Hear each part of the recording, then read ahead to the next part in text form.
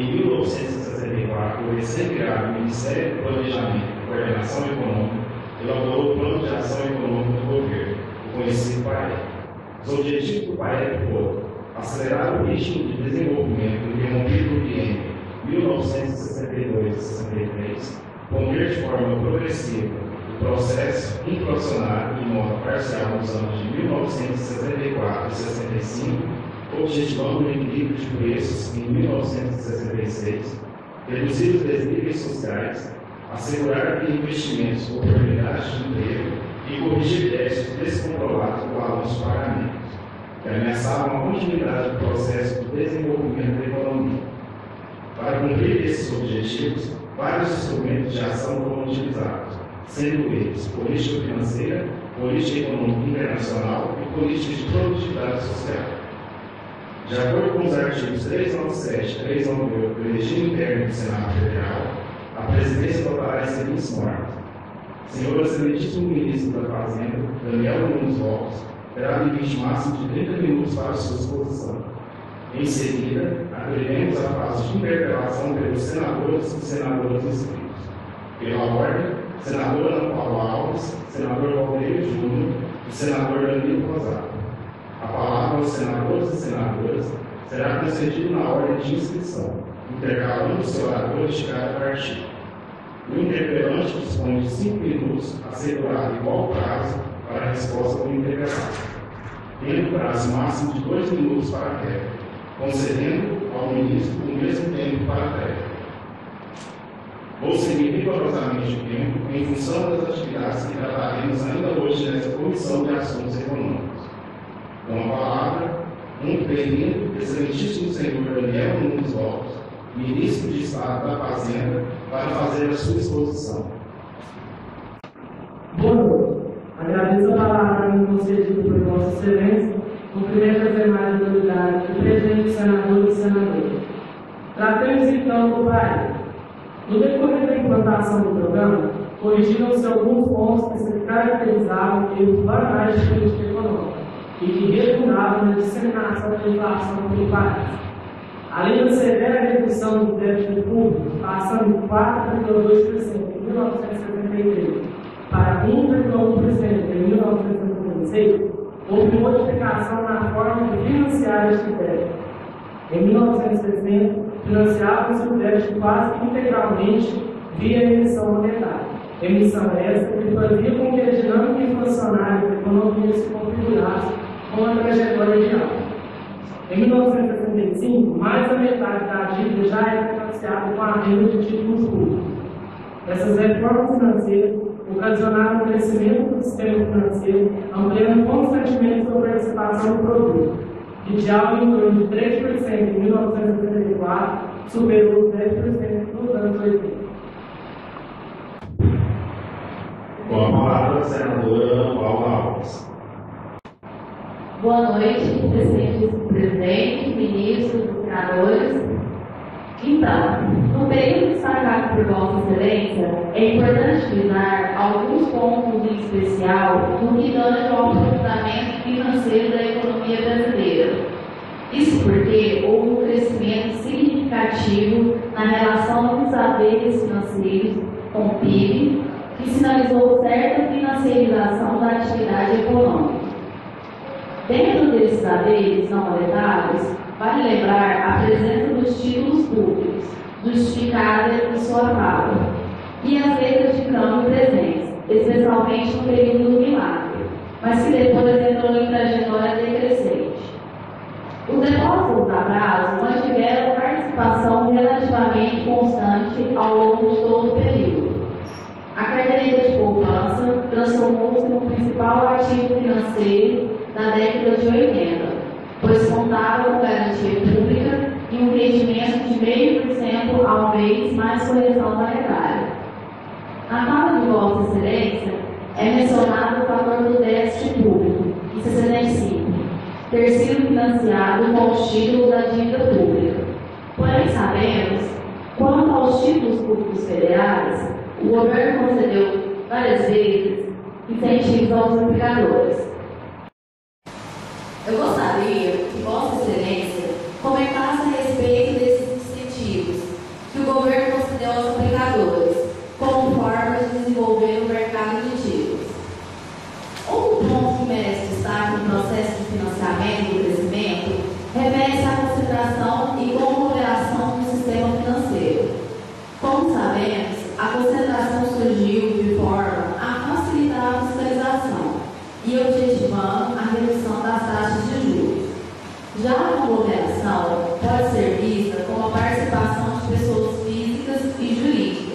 que atuaram em diferentes atividades financeiras.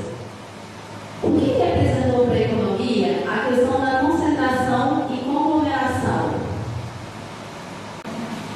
Agradeço o comentário de Vossa Excelência, senador Ana Paula. Respondendo a sua primeira pergunta, os incentivos concedidos aos aplicadores dos títulos públicos foram variados. Por exemplo, a possibilidade de abater a parcela do volume aplicado no AFTN da renda tributável para fins de imposto de renda. Um exemplo, o aplicador tinha renda de, suponhamos, 100 mil e tinha aplicado em títulos 20 mil. Então ele tinha a possibilidade de estar trabalhando com uma renda de 80 mil para fins tributáveis, ou seja, pagar imposto menor. Isso para ele era interessante. Outro incentivo foi permitir que os bancos mantivessem parte das suas reservas compulsórias em forma de títulos públicos, porque, como sabemos, as reservas compulsórias não têm remuneração, já os títulos públicos têm remuneração. Agora, quanto à sua segunda pergunta, os bancos, na corrida de controlar e expandir o mercado financeiro, foram em busca de apoio na criação ou associação com agências financeiras extrabancárias. O que era isso? Era um modo deles estarem assumindo outras funções que não as que eles já tinham de por atribuição de lei. Além disso, houve um esforço para a junção de bancos e instituições financeiras. O argumento favorável a isso é que essa concentração e conglomeração do sistema fez com que as instituições resultantes desse processo obtivessem ganhos de eficiência, e aí aparecem os efeitos para a economia, e com isso eles teriam possibilidade de reduzir custos e a taxa de juros efetuada nos seus projetos de financiamento. Com a palavra, o senador Valdeir Júnior. Boa noite a todos aqui presentes, em especial ao presidente, os ministros e os senadores. Como de uma forma mais geral, no período analisado de 1966 a 1988, nota-se que há uma mudança na composição dos empréstimos ao setor privado no Brasil. Os empréstimos do setor monetário caíram frente aos empréstimos do setor não monetário. No crescimento do setor não monetário se destaca o crescimento do sistema financeiro de habitação, devido ao aumento da participação da poupança, caracterizando sua principal fonte de recursos. Nesse sentido, a estrutura de financiamento de longo prazo passa a depender muito dos recursos públicos a partir do segundo PND. E como todos sabem, dentre os agentes que operam as políticas públicas voltadas para o desenvolvimento, se destaca o BNDES. Sendo assim, excelentíssimo ministro da Fazenda, gostaria que falasse do papel do BNDE antes e após o segundo PND, e comente também como se constituiu a estrutura do financiamento de longo prazo neste período. Senador, no período que se chamou de marco econômico devido às taxas de crescimento exuberantes da economia, presenciou-se uma queda da participação não só do BNDES, mas de todos os bancos de desenvolvimento no total dos empréstimos ao setor privado. Em geral, antes do segundo PND, o BNDES atuava com as empresas públicas, as estatais. A autonomia financeira das estatais ligada a uma estrutura de holding fez com que essa parceria fosse rompida. O banco só veio ter um papel diferente com o segundo PND, onde ele passou a assumir o papel que desempenha hoje, o papel pelo menos parecido, o papel de estar promovendo o desenvolvimento. Ele deveria voltar os seus investimentos ao setor de bens de capital. Para isso, transferiu-se para o BNDES a administração do piso, com fins de capitalização dessa instituição. Nota-se que há uma profunda transformação na estrutura do financiamento e do investimento neste período. As instituições financeiras tenderam para os rumos do financiamento de curto prazo, tais como capitais de giro para empresas, créditos aos consumidores e diversos outros produtos. O repasse de recursos externos do fundo de poupança compulsória ficará a cargo do setor público, sendo então as formas de financiamento do investimento, os recursos públicos, os recursos externos e o autofinanciamento. Com a palavra, o senador Danilo Rosato. Boa noite, Vossa Excelência. Cumprimento aos ministros aqui presentes, os meus companheiros e os demais. Como sabemos, a conjuntura econômica criada dentro da realidade do programa de ação do governo, o PAE, impôs à economia brasileira 3 formas de financiar o seu crescimento: ou seja, de financiar pelo investimento e projetos de longo prazo. Essas formas foram os recursos da própria União, recursos externos e recursos próprios, o que chamamos de autofinanciamento. Juntamente a isso, Vossa Excelência deve lembrar que no período do governo militar, o endividamento externo aumentou de forma surpreendente.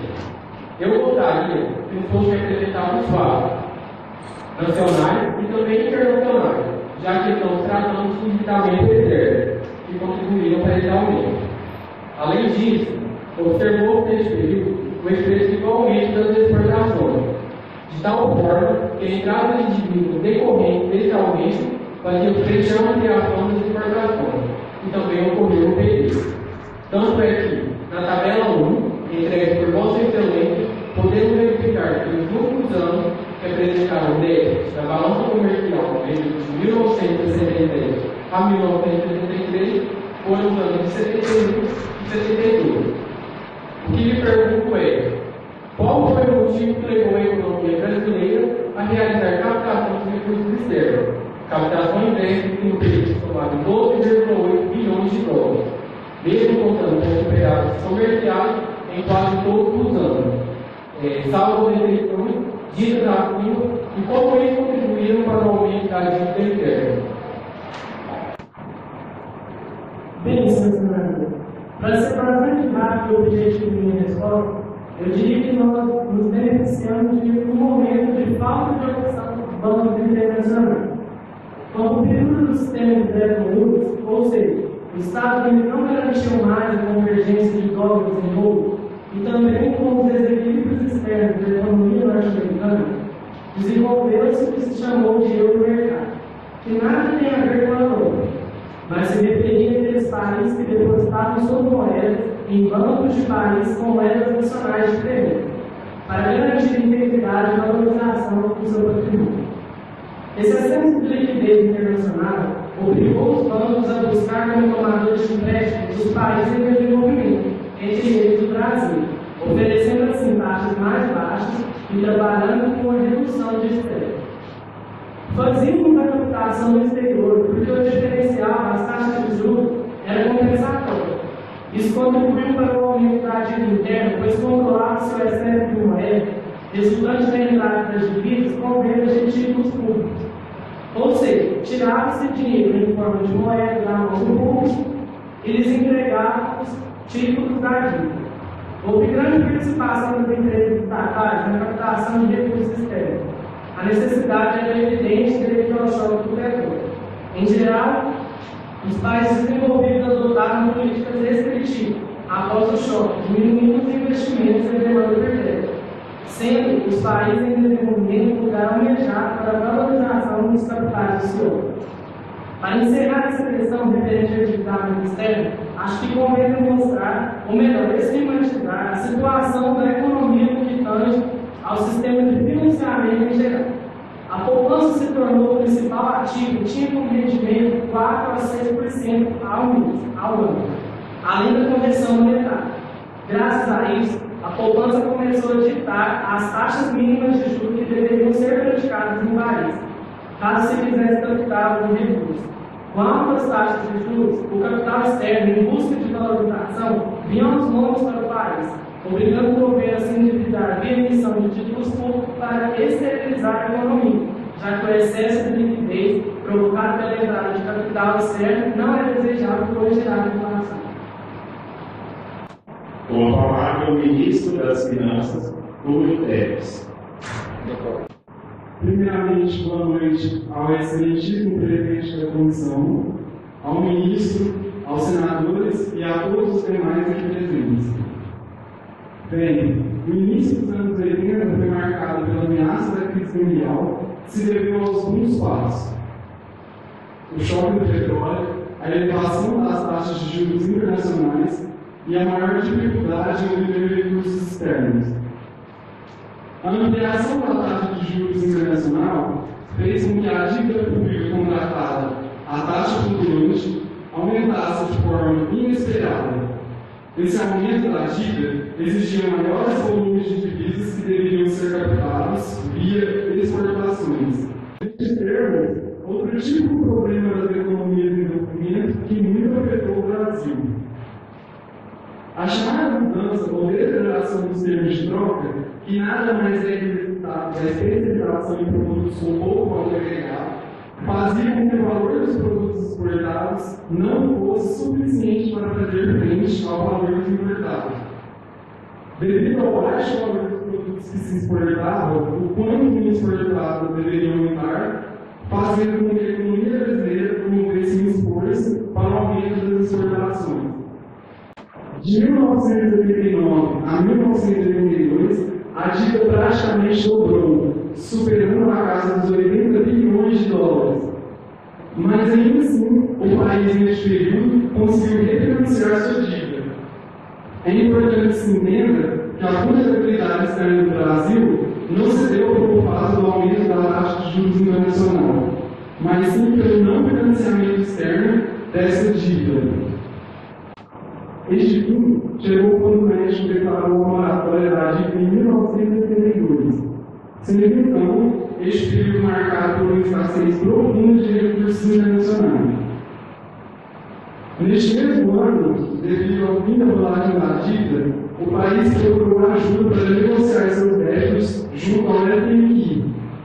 Essa instituição funcionou sua ajuda com uma série de medidas, entre a principal delas, a que o país deveria produzir grandes pedágios comerciais para honrar seus compromissos.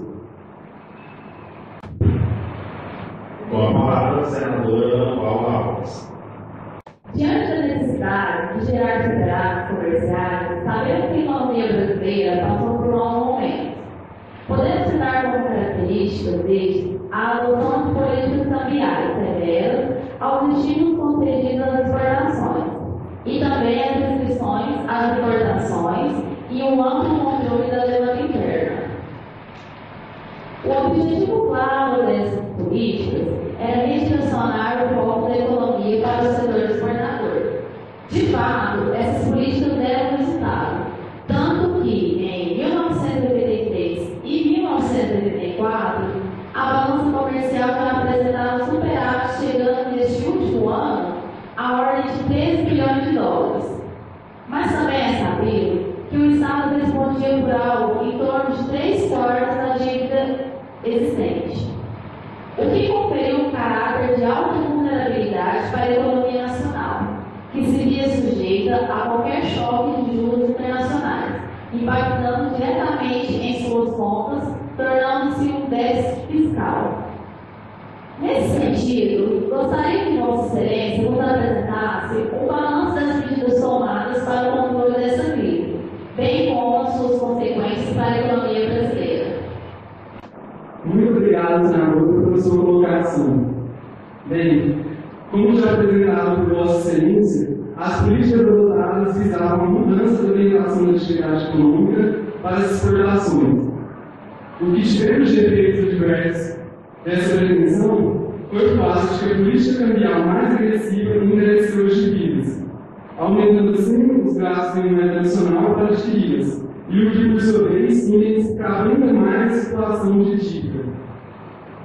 Além disso, a política de estímulo às exportações ampliaram os gastos com subsídios e a renúncia fiscal. O controle da demanda interna e a recessão diminuiu a base tributária, o que, consequentemente, reduzia a arrecadação. O aumento da dívida impunha a necessidade de manter uma alta taxa para fazer frente ao seu crescimento. Concluindo, ainda que a falta de recursos externos tenha sido um motivo indutor da crise, a forma como foi gerida a crise acabou por construir os mais graves problemas da economia. Apesar de termos avançado um pouco mais no final, conseguimos realizar uma audiência pública com um espaço de tempo menor que a última vez. Espero que isso estimule o ministro da Fazenda